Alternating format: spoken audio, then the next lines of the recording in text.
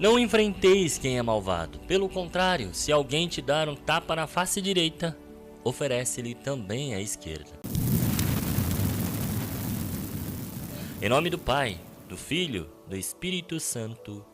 Amém. Prezados irmãos e irmãs em Cristo, que a paz de nosso Senhor Jesus e a fé de Maria estejam conosco.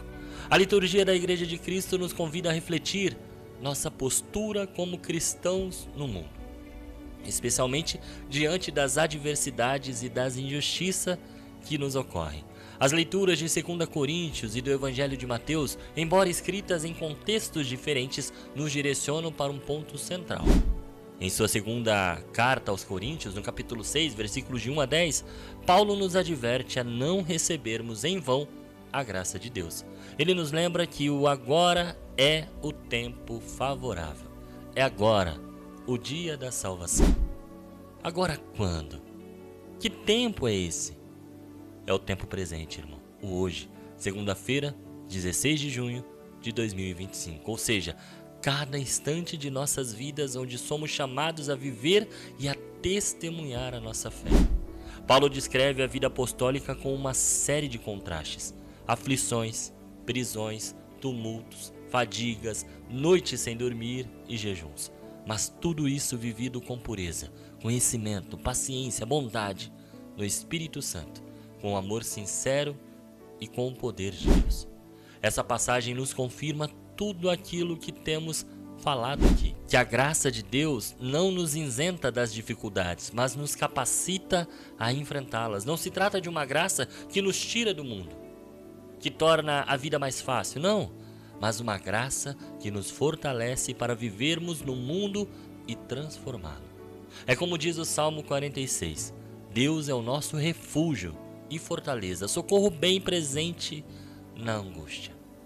Diante das provações, irmãos, Paulo e seus companheiros demonstram que é possível perseverar e até mesmo testemunhar a alegria em meio à dor, a riqueza em meio à pobreza e a liberdade mesmo quando presos. Eles se tornam, e nós também devemos nos tornar, aquele paradoxo que falamos há uns dias atrás, instrumentos da graça de Deus, mesmo sendo considerados impostores, idólatras, muitas vezes excluídos, e no entanto, somos verdadeiros.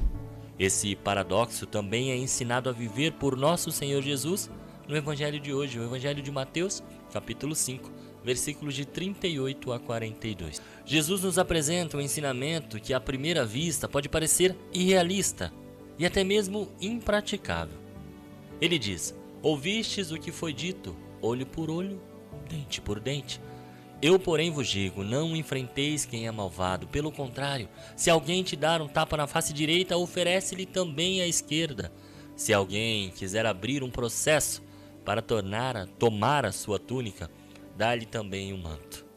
Se alguém te forçar a andar 1 quilômetro, caminhe 2 com ele. Dá a quem te pedir, e não te vire as costas a quem te pede emprestado. Aqui Jesus eleva a lei do Antigo Testamento que buscava a justiça praticamente com as próprias mãos, para uma nova lei, a lei do amor e do perdão. A antiga lei, irmãos, embora um avanço para o seu tempo ao limitar a vingança, ainda assim se baseava na reciprocidade do dano, ou seja, em devolver na mesma moeda. Jesus nos convida a ir além, a quebrar o ciclo da violência e da vingança, respondendo ao mal com o bem. E aqui reside o paradoxo de Deus.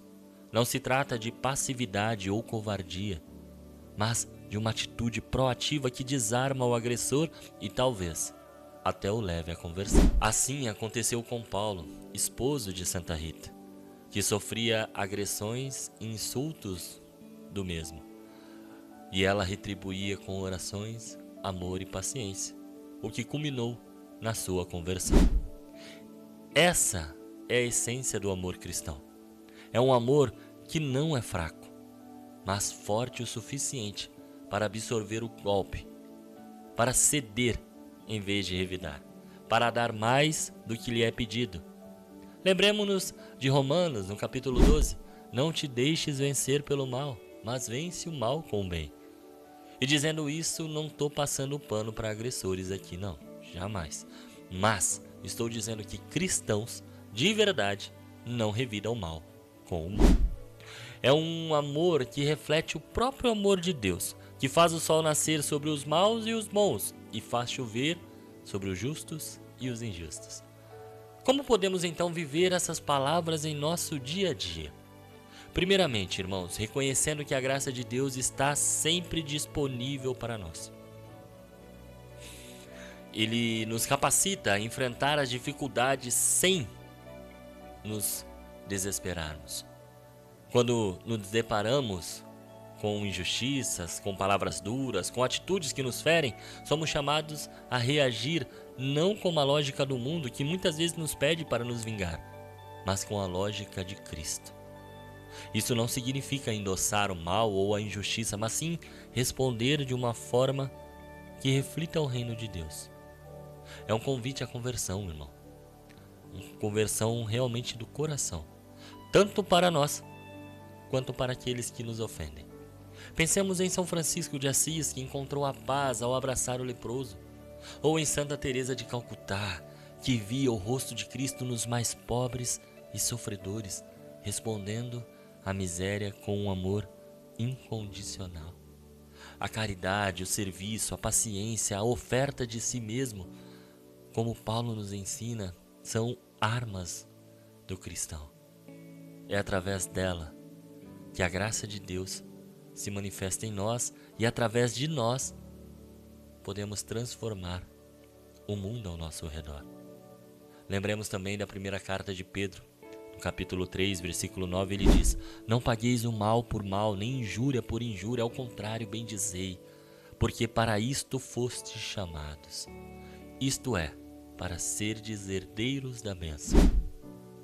Irmãos, que nós hoje possamos, inspirados por estas leituras, viver dia após dia como tempo favorável para sermos autênticos instrumentos de Deus no mundo, irradiando o amor de Cristo em todas as nossas ações, respondendo ao mal com o bem e construindo um mundo mais justo e fraterno, um mundo onde o perdão e a compaixão prevaleçam sobre a vingança e o ódio. Que Deus abençoe você.